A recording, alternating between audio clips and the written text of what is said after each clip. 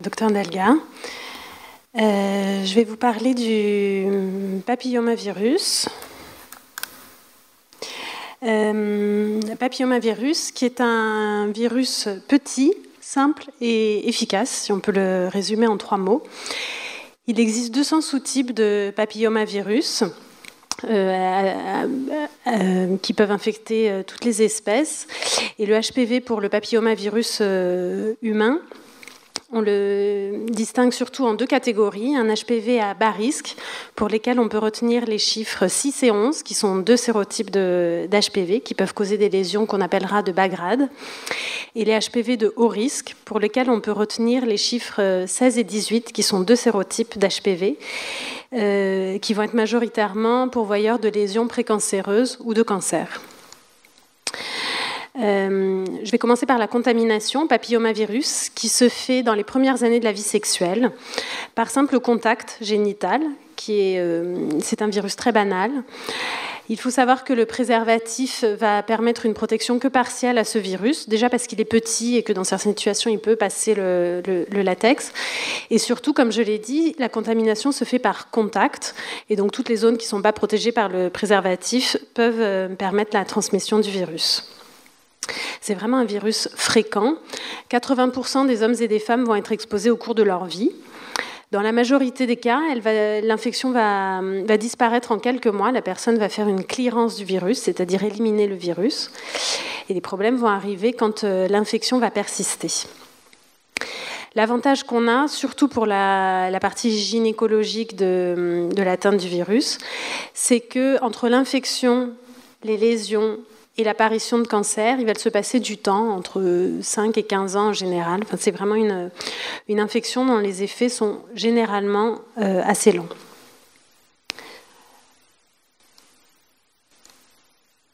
Bon.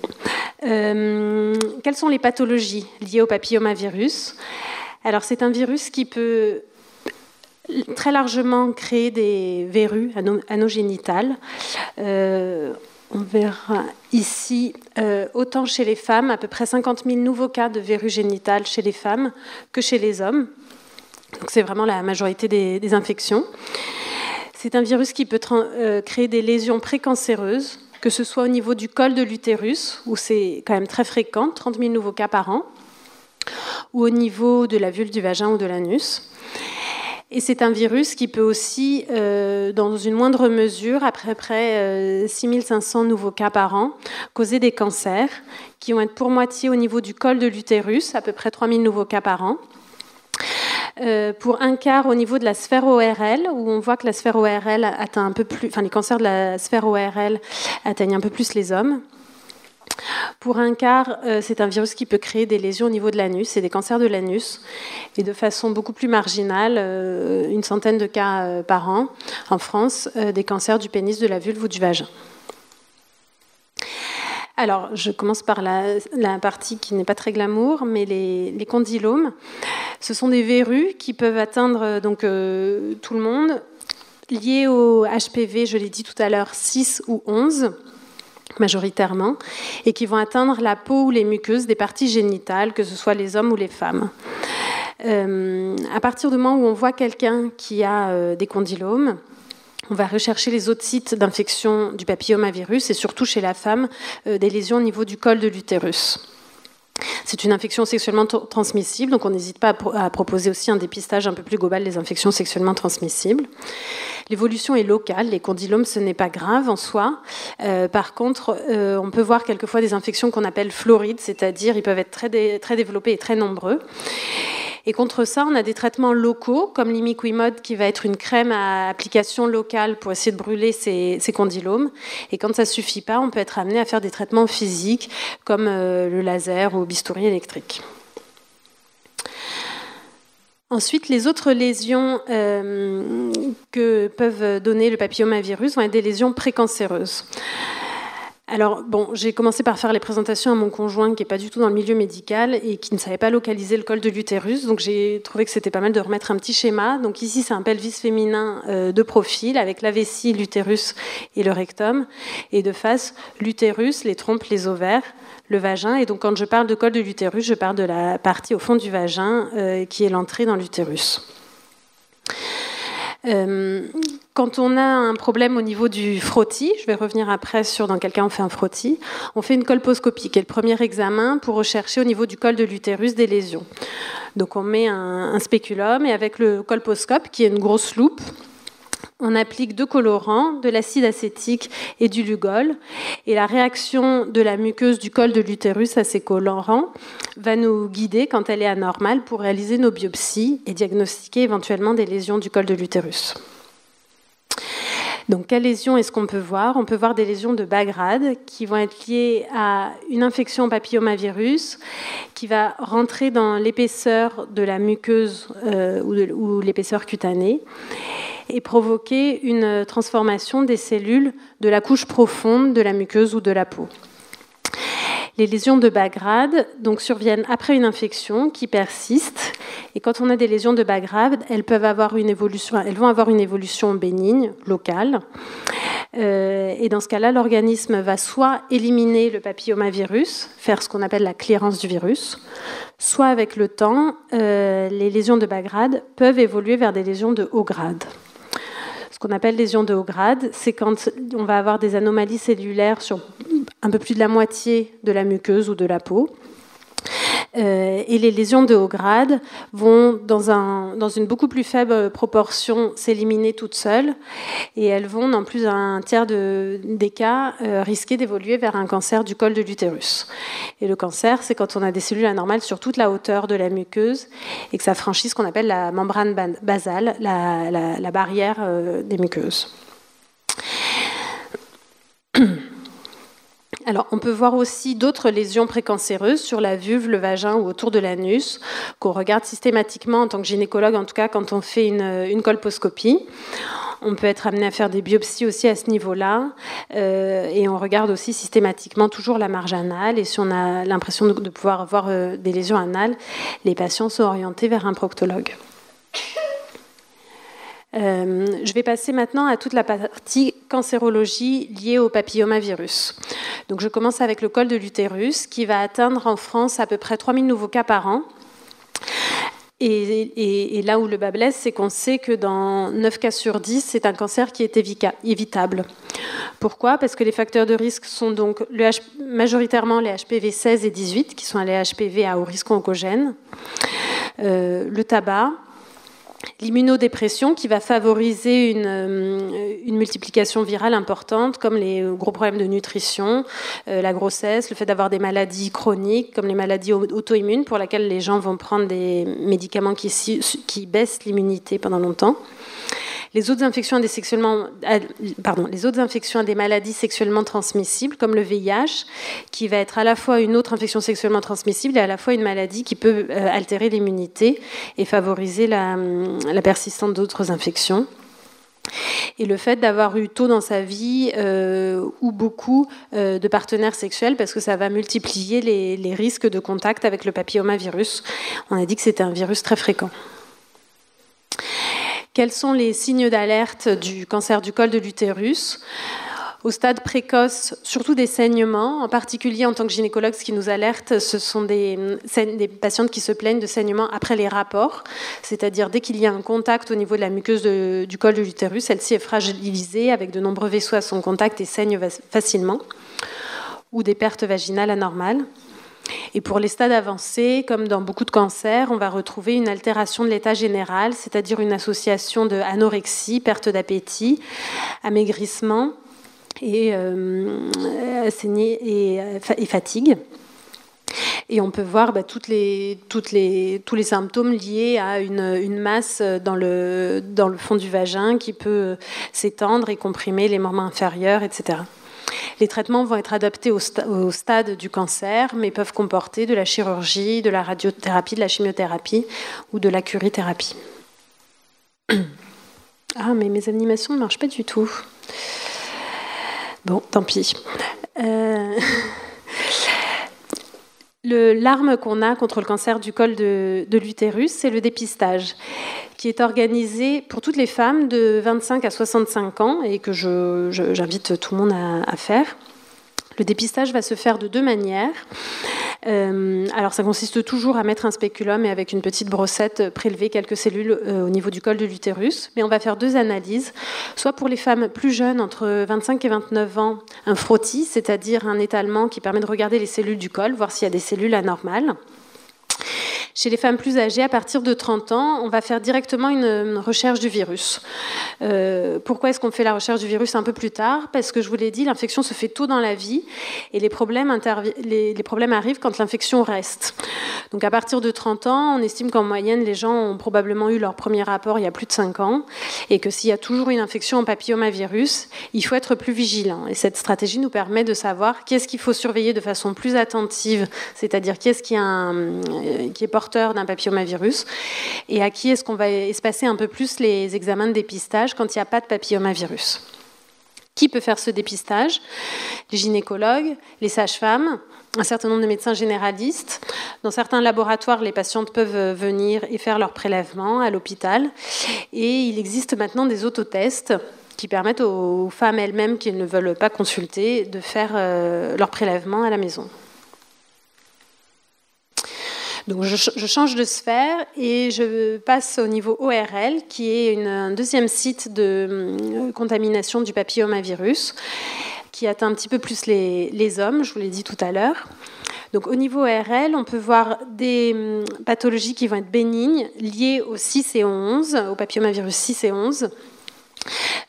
Pour lequel on peut voir des papillomes, des cavités buccales, de l'oropharynx, des cordes vocales, qui vont se traduire par une dysphonie, une modification de la voix, une dyspnée, des troubles respiratoires, avec quelquefois des lésions quand même assez importantes, comme on peut voir nous au niveau gynécologique des condylomes florides, c'est-à-dire nombreux et volumineux. Les ORL peuvent voir la même chose dans le cas de la papillomatose laryngée.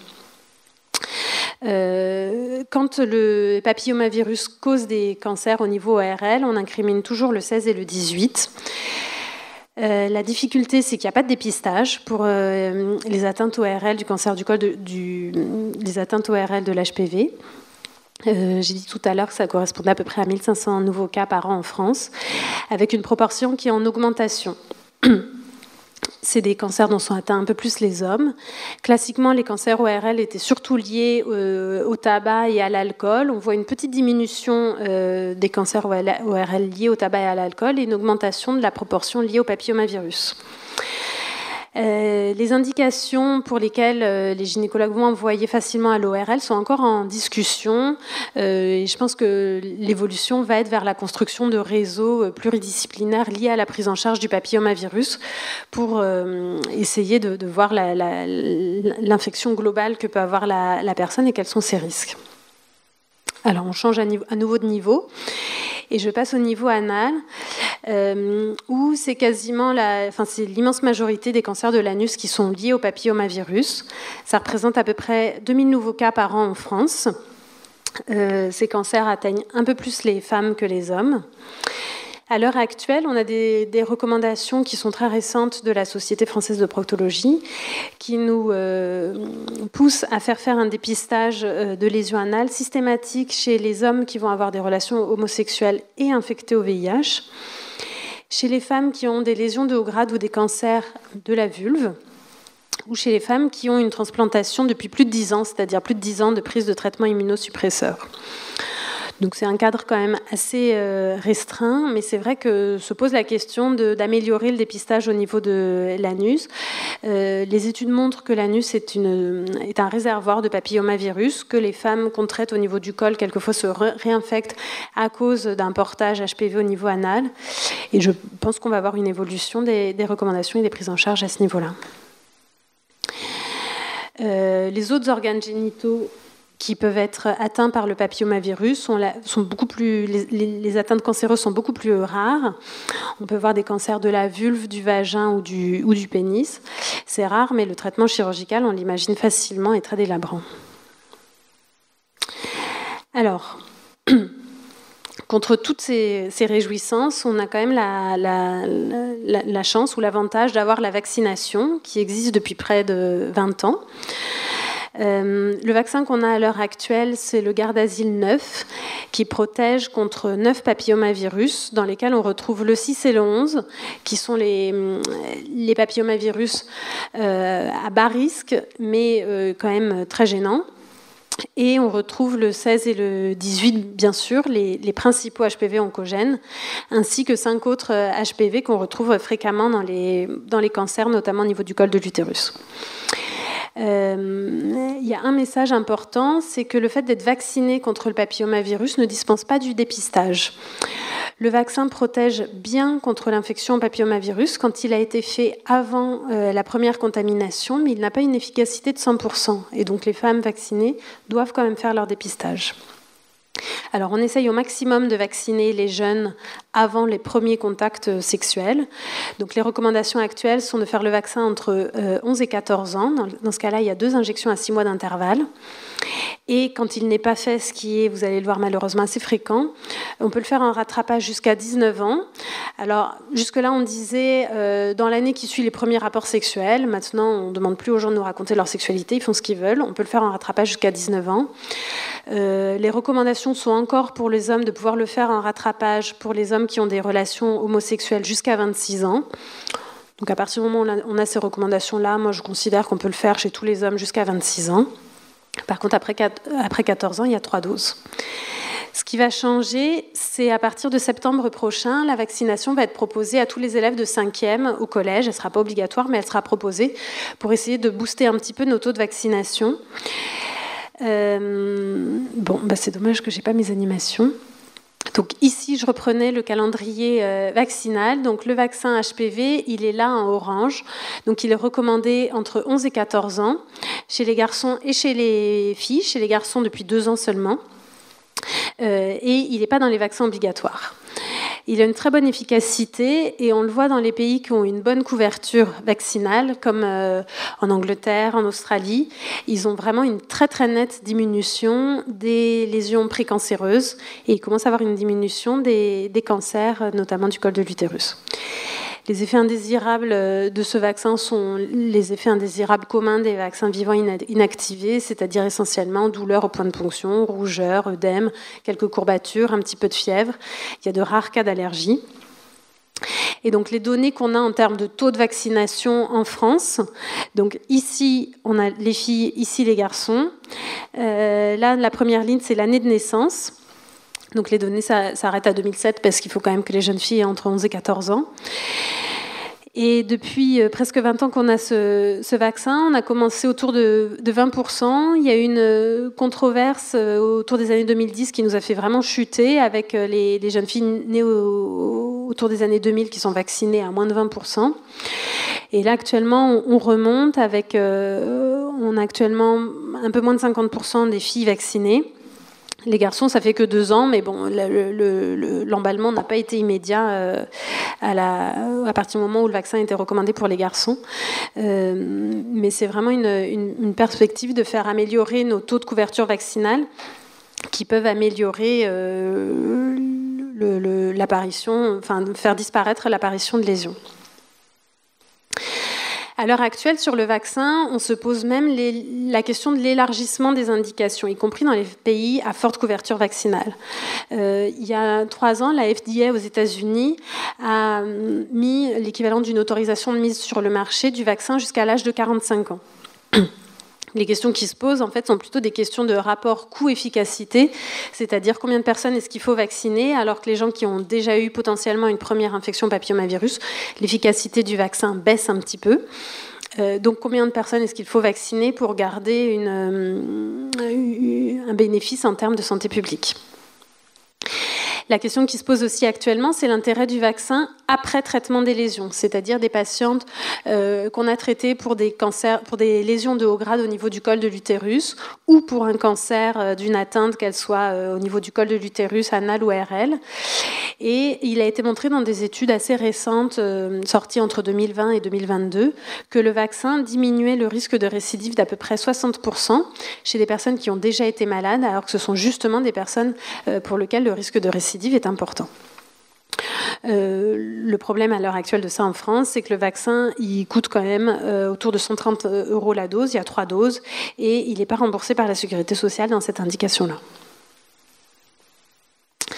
Donc, pour refaire un rappel, donc la prévention, c'est le vaccin, je viens d'en parler, et le dépistage, qui existe que pour les lésions du col de l'utérus. Il n'y a pas de dépistage des infections HPV fait en population générale pour les atteintes ORL ou anales.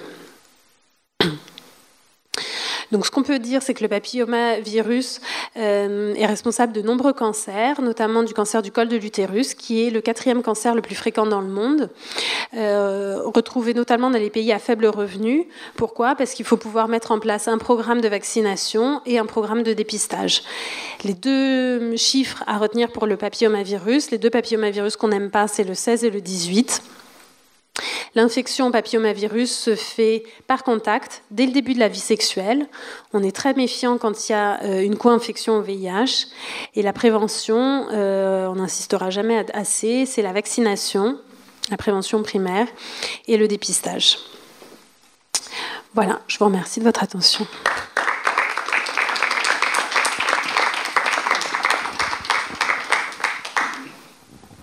Merci beaucoup. On va essayer de trouver un deuxième micro pour les questions.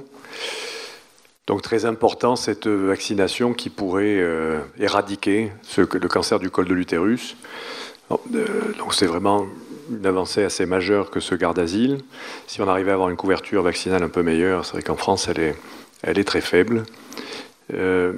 Après, juste peut-être pour éclairer, pouvez-vous expliquer pourquoi il y a si peu de cancer du pénis et tant de cancer du col de l'utérus, alors que l'infection est la même, les infections par HPV péniennes sont aussi nombreuses que les cancers du col.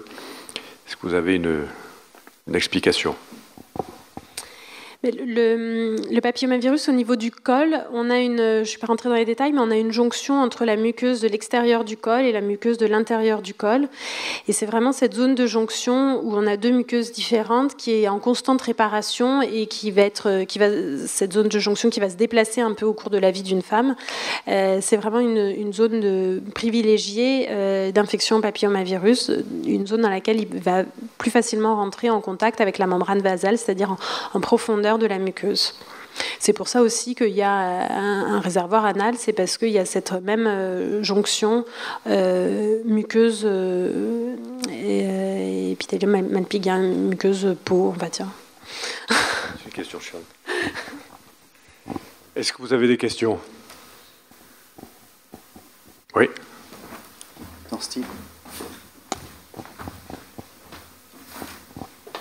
Merci. Bonjour, tout d'abord, merci infiniment pour toutes ces explications. Et j'avais une question concernant justement les indications de vaccination, notamment pour les garçons après 19 ans. Comment faire pour ceux qui n'auraient pas été vaccinés et qui souhaiteraient le faire, et qui sont dans une sexualité, on va dire, traditionnelle ? Mais je pense que la sécurité sociale n'ira jamais demander à aucun garçon de justifier de sa sexualité. Donc, dans la mesure où il est remboursé pour les homosexuels jusqu'à 26 ans, il est remboursé pour tout le monde jusqu'à 26 ans, enfin pour tous les garçons jusqu'à 26 ans. Et après, moi je pense qu'on perd rien à le faire. La seule question, c'est le remboursement. D'accord. Ok, très bien, merci.